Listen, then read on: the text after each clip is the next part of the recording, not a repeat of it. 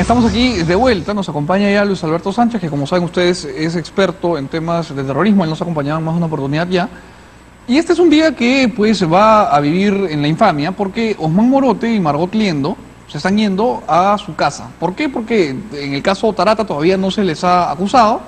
Y estos son señores que no se robaron un banco, no cometieron un delito menor. Estos son señores que planificaron y fueron parte del comité central de esta banda de crápulas, sanguinarios, delincuentes, que fue Sendero Luminoso, pues endiosando a Abimael Guzmán y a sus hordas asesinas. Entonces, lo primero que quería preguntarle a Luis Alberto Sánchez es ¿quién fue Osman Morote para los que no tenemos memoria o para los más jóvenes?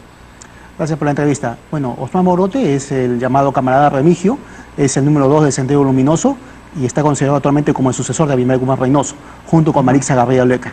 Pero obviamente, pues, digamos que la capacidad pues, ideológica y política de Osman Morote es mucho mayor, pues. Entonces, Osman Morote es, digamos, el actual sucesor de Abimael Guzmán Reynoso. A Osman Morote actualmente le han imputado varios crímenes, varios asesinatos de los cuales es responsable, pero entre ellos está también el tema de María Elena Moyano, está el tema de Pascual Rosado, Luca Namarca, Soras, Tarata, entre otros tantos. Hay que recordar bien claro quién es el famoso camarada Remigio, quién es Osman Morote. El famoso camarada Remigio es uno de los asesinos más grandes de la historia del Perú, junto con Abimael Guzmán Reynoso. ¿Por qué? Porque obviamente pues Osman Morote estaba pues al frente de muchas acciones del Comité Central de Sendero Luminoso. Ahora, el Comité Central de Sendero Luminoso entendía que la guerra era una prolongación de la política y que tenía que haber esta diferencia leninista entre el Politburó y el Ejército Guerrillero Popular o el Ejército Rojo en el caso soviético. Sí. Igual en el caso de Mao. ¿Qué rol tuvo Osman Morote dentro del Ejército Guerrillero Popular, que es el nombre que el propio Sendero Luminoso le pone a los cerdos asesinos que iban y cometían los crímenes que Abimael Guzmán pues planeaba tomando vino acá en San Borja? Ah, bueno, el papel de él pues es un papel fundamental. Es un papel obviamente pues de coordinador, ejecutador. Él, digamos, él hacía un trabajo operativo. Era un operador, digamos, político y terrorista al mismo tiempo.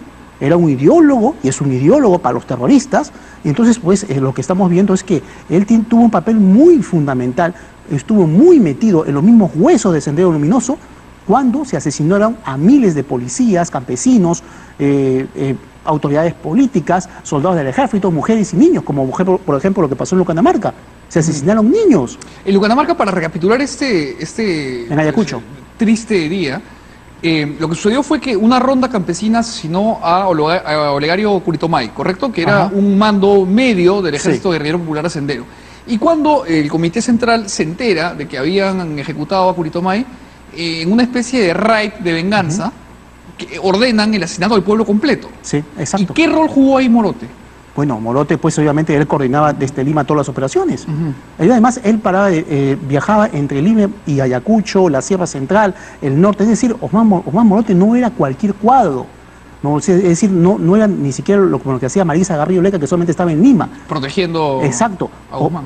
Inclusive la acción misma de proteger a Marixa Garrido, digamos, a Abimael Guzmán, a través de esta tipo de guardia pretoriana, donde está Marixa Garrido Leca, Margot Liendo, Irene Perraguirre, Victoria Trujillo, eso también lo coordina Osman Morote. Osman Morote coordinaba muchas cosas dentro del Sendero Luminoso.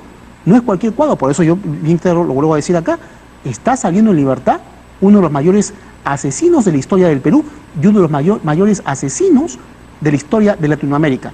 Y hay que recordar que Sendero Luminoso es un grupo mucho más radical, mucho más asesino que cualquier otro movimiento de la historia de América. Exacto, y no solamente de la historia de América. Incluso ni el ETA ni el IRA se asemejan a lo que era Sendero Luminoso. No, porque finalmente el ETA busca de manera equivocada y terrorista la independencia del País Vasco y el IRA de Irlanda, sobre todo la parte de Irlanda del Norte con respecto al Reino Unido. Sendero Luminoso buscaba imponer una utopía maoísta en un país que no tenía ningún precepto marxista en el momento en el que ellos inician su lucha armada. Exacto, ¿no? Y muchos expertos internacionales, cuando hablan actualmente del Estado Islámico, se comparan con Sendero por sus métodos. Y se refieren que a Sendero Luminoso ha sido el precedente del Estado Islámico, en el sentido de que muchos terroristas del Estado Islámico han visto las operaciones que hacía Sendero Luminoso, las operaciones terroristas y sanguinarias, y les ha servido de inspiración. Y el fundamentalismo de Sendero solamente tiene eco en el yihadismo islámico, ¿no? Exacto, o sea, salvando la diferencia ideológica Claro, y o sea, religiosa. completamente Claro, pero distinto. en sí, los atentados en sí, digamos, la forma como se hacían los cochebombas,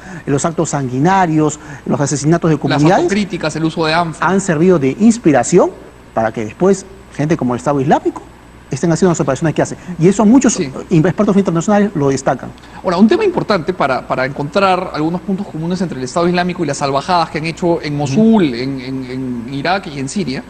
En Lucanamarca, ayúdanos, Luis Alberto, a recordar, no mataron a la gente siquiera en un paredón, los mataron a machetazos, ¿no? Exacto. A Con machetazos, picos y con palas. a hachas, y en muchos casos a algunos los desnudaron y los asesinaron, o mejor dicho, primero los torturaron con agua hirviendo. ¿Te imaginas? O sea, quemaduras de primero, segundo y tercer grado. Además, mataron a madres frente a sus hijos. Sí, también lo hicieron, y también asesinaron a niños, de las peores de las formas.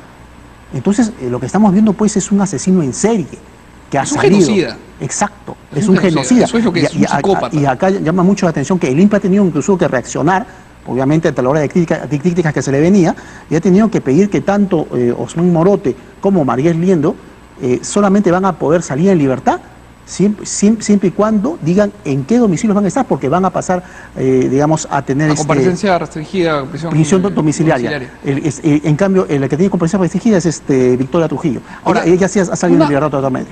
Una pregunta, mucho pasa, y lo hemos conversado además aquí, que en el Perú se critica que salga un terrorista liberado, como pasó con Maritza Arrioleca, con Marta Guatay, pero finalmente esa sentencia se había colocado hace 20 o 25 años. Sí. ¿En qué momento el Poder Judicial, con el cambio de leyes, juzgó de nuevo a Osman Morote y consideró que este era un tipo que en 25 años se iba a rehabilitar? ¿Qué nos pasó? Bueno, pues lo que pasa es que las leyes están mal hechas. Y han habido prácticamente 15 años de inercia y por eso pasa lo que pasa. ¿Y quiénes son los responsables de que esas leyes estén mal hechas? ¿Quiénes las cambiaron? En el gobierno de Alejandro Toledo, en el gobierno pues de Ollanta Humala, en el gobierno del mismo Alan García, no se hizo lo que se debió hacer para frenar, o mejor dicho, para prevenir que esto pudiera pasar, porque desde que se forma el Movadef, desde 2003, donde frente al Tribunal Constitucional un grupo de ciudadanos hace un conjunto de más de 5.000 firmas, y esas 5.000 firmas sirven para que empiecen a salir terroristas en libertad y para que revoquen las cadenas que se habían puesto en las sentencias en contra de ellos, empieza a suceder esto. Se tenía que prevenir, y solamente algunas voces solitarias pues dijeron que esto iba a pasar. Y ahora que Osman Morote está en libertad, Osman Morote pues no creas que va a ir a resocializarse. Justo con respecto a esto, Ajá. a la libertad de Morote, en Sendero Luminoso hubo siempre este misticismo que suele haber con los megalómanos, en donde Abimael Guzmán buscaba siempre un sucesor, ¿no? Entonces primero se tuvo la idea de que iba a ser Augusta Latorre antes de que sea asesinada. Augusta Latorre fue la primera esposa de Abimael, hija de un pequeño hacendado ayacuchano, Nora. la camarada Nora, y luego Miriam, Elena Iparraguirre, pues se casa con él. Dicen algunos que Miriam mata a Nora, ¿no? Pero en la última etapa de Sendero, ya entrados en los años 90, se decía que Osman Morote era el sucesor de Abimael. Sí. Ahora, ¿qué puede hacer este tipo suelto? ¿A quién va a convocar? ¿Qué puede cambiar en la paz del Perú? Bueno, Osman Morote, ahora que Osman Morote ha salido, los planes de Senderos han cambiado radicalmente. Digamos que ellos estaban desarrollando el plan Amanecer. Están desarrollando la cuarta etapa, que era del equilibrio estratégico. Con Osman Morote en libertad, todo eso se intensifica. Le pido un favor, hacemos un corte y regresamos para que nos cuente cómo se intensifica y en qué puede cambiar el panorama. Ok. Corte y volvemos.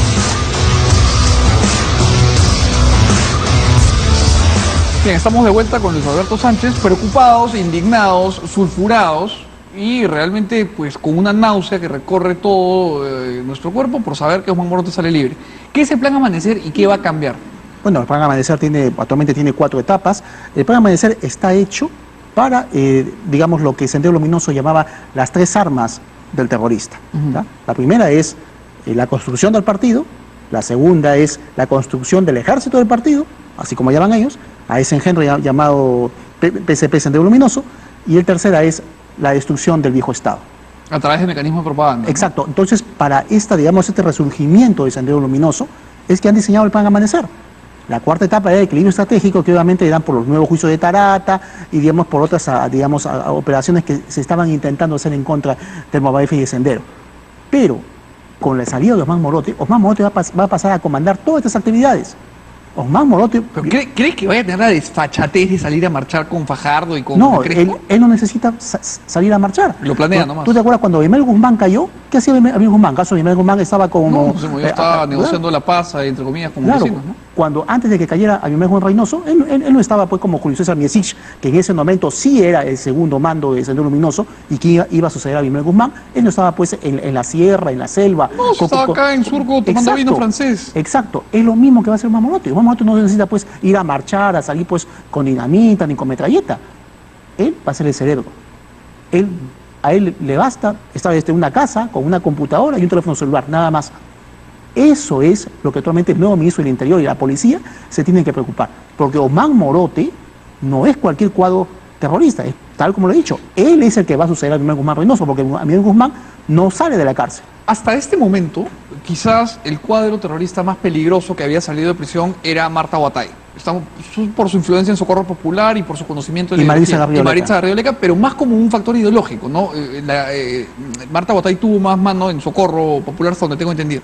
Sí. Pero estaríamos de acuerdo en decir que fuera de la Garrido-Leca y la Huatay, este señor Morote, bueno, y Margot Liendo tampoco se queda atrás, pero es el cuadro senderista más peligroso que se va a poner en libertad desde que se terminó la guerra contra esta gente. Exacto, es el más peligroso. Y uno de los objetivos de Osmán Morote, va a ser dentro del Plan Amanecer, va a ser una campaña de propaganda que se va a intensificar por la libertad de Abimel Guzmán Reynoso. Además de intensificar las acciones que actualmente lleva Percy Mendoza con la Coordinadora Internacional de Sendero Luminoso Perú, ¿no? en el extranjero. Entonces, pues lo que vamos a ver es una campaña de propaganda mucho más intensa de lo que se ha visto, mucho más desafiante, innovadora incluso, y que a muchos de nosotros nos va a hacer acordar lo que pasaba en la década de los 80, tal como pasó hace poco con el tema del mausoleo terrorista. Entonces, estamos pues frente a un hecho que yo lo considero totalmente gravísimo y que obviamente pues todo esto pues nos hace reflexionar pues si es que tenemos gobierno. De acuerdo. Te agradezco muchísimo por haber venido, Luis Alberto, y desde aquí vamos a continuar informando de lo que pasa con Sendero Luminoso. Esa guerra la ganamos y aquí no les tenemos miedo, así que vamos a recordar cada vez que se pueda toda la basura que le hicieron a nuestro país. Nos vemos mañana. Buenas noches. Chao.